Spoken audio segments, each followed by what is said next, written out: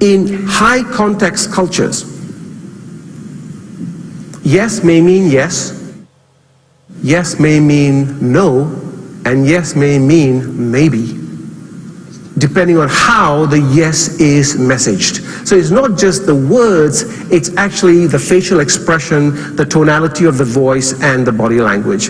Whereas in low context cultures, yes means yes and no means no. I mean what I say and I say what I mean. Direct. Think of some of the issues that comes up. I loved Dave Ulrich's definition of listening.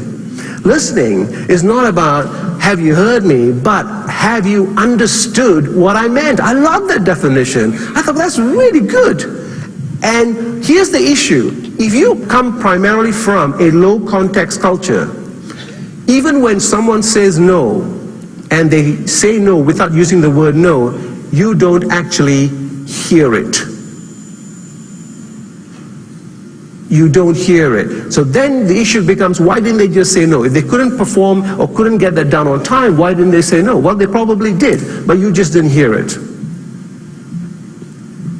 As I was with a meeting with a client some time ago, we were with a Korean organization, and he came out of the presentation saying, "Oh, I think that presentation went really well." I said, "I don't think it went really well."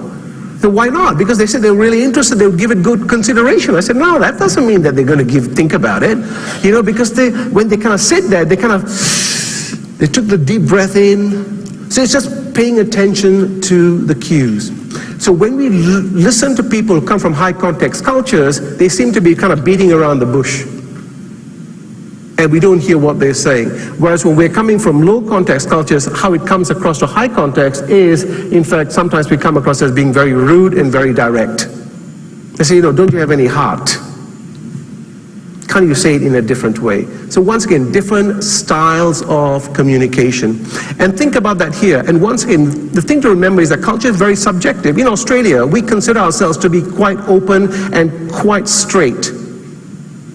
We take pride in the fact that we call it as it is.